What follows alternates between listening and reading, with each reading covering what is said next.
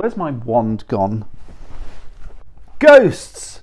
Hello and welcome back to Real World Magic, where we make your life more magical. My name is Neil Trigger and I'm going to be your magical host. And today I'm in the dungeons of Trigger Towers, following up on last week's video because this week we're going to be making a box of ghosts. I know. Watch this.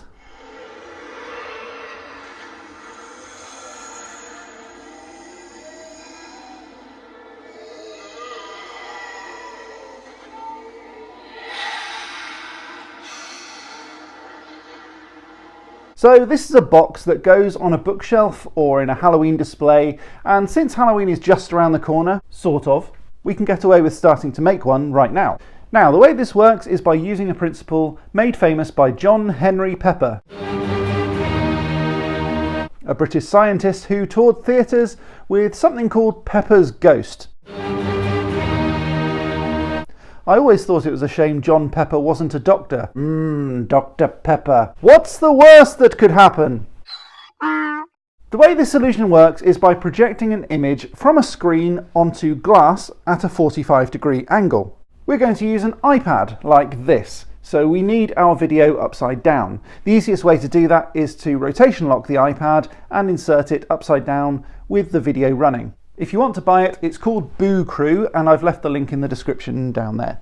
I'm getting a new computer soon, so I'm planning on animating my own, but if you want to wait for that, you'll probably find that the Atmos FX ones are obviously more expensive. If you want mine, I'll be putting them up for my Patreon patrons, so follow this link and you can donate there. Okay, so you need an iPad and a ghost video. You're also going to need some MDF, a jigsaw, a cheap picture frame with a glass front, a hot glue gun and glue, some paint, some polymer clay, an oven to bake the clay, a drill with a wood bit in it, some baking paper to put the clay on while baking it, brushes, clay sculpting tools, water to wash out the brushes, a kitchen in which to do all of that stuff, and a very tolerant wife to allow you to make a mess in her precious house. Let's make this! So we start by cutting the MDF into sensible sizes. I had a cupboard door that I made for another project, and I'm using that as a front. I marked out roughly the centre of the door. You don't need this to be perfect, and in fact the more perfect it is, the weirder it will look, because you don't want it to look perfect, you want it to look old and off-centre. Drill a hole to get your jigsaw blade into and cut a viewing port in the front panel. Draw around the front door to copy the dimensions so that you've got the same dimensions for the back, and work out how deep the box needs to be by placing in the glass. Next, we assemble all the bits.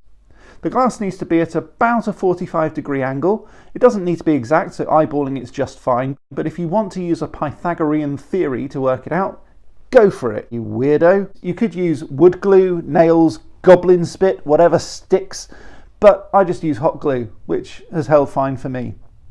Clamp it if you need to, and next we need to start making the planks of wood for the front. Here I softened and rolled lots of little tubers of clay, flattened them flat, and scored lines with a sharp pointed tool. You could use a toothpick or a small knife if you wanted to. I made knots in the wood by drawing eyes with the pointed tool, and this will be a cool little feature that will be picked up later. The painting then starts with going all black on everything. This covers up the mental green colour of my clay, and you could always use black clay or even spray paint everything black. Next we go brown with a heavy dry brush effect of raw umber. You can do this dry brushing by just dipping the brush in the paint and then wiping most of it off. Now we go for a lighter and lighter again, first with burnt umber and then raw sienna. If you're feeling brave, a very fine dusting of yellow ochre would set off the highlights. Now we add some mould effect by mixing the browns with hooker's green and a touch of however you pronounce this thing. Whatever. But anyway, a very light dusting of that, and be sparing. You don't want to paint the green clay green again. You're going to need a lot of planks, like a lot. Now hot glue on the planks. After some trial and error, I found that the best way was to overlap them slightly. I painted the frame of the front gold, and I tried lots of patterns on the back wall before settling on using black felt, hot glued in. Yeah, you'll need to use a lot of hot glue. When it's all dry, slide in the glass. I may be pessimistic, but I wanted to be able to replace the glass if it broke, so I didn't hot glue that in. What can I say? I've got kids. Run the video and watch the ghosts. What I also did was to import the video into iMovie and duplicated it to run on a 30-minute loop, so I don't have to keep on starting the ghosts over and over and over and over every 5 minutes. Sure, you can run it on a loop, but I never worked out how to do that on an iPad.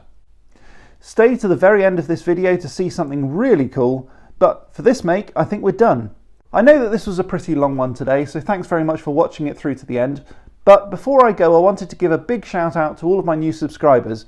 We've increased in numbers by over 100% since last week, so I'm not only going to thank you all from the very bottom of my beating bloody heart, but I'm also going to ask you guys to do me a big favour.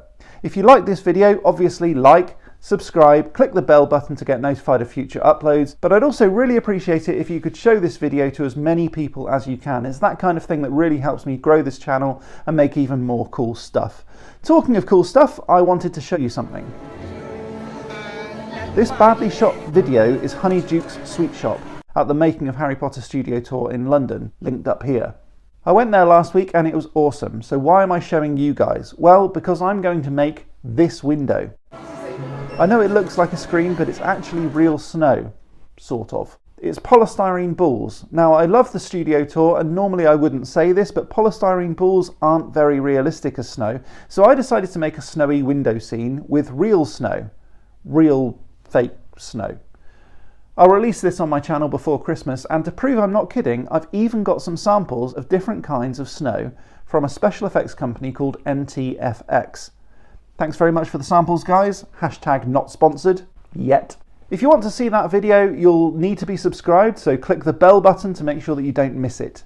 Thanks very much for watching, guys, and until next time, stay magical.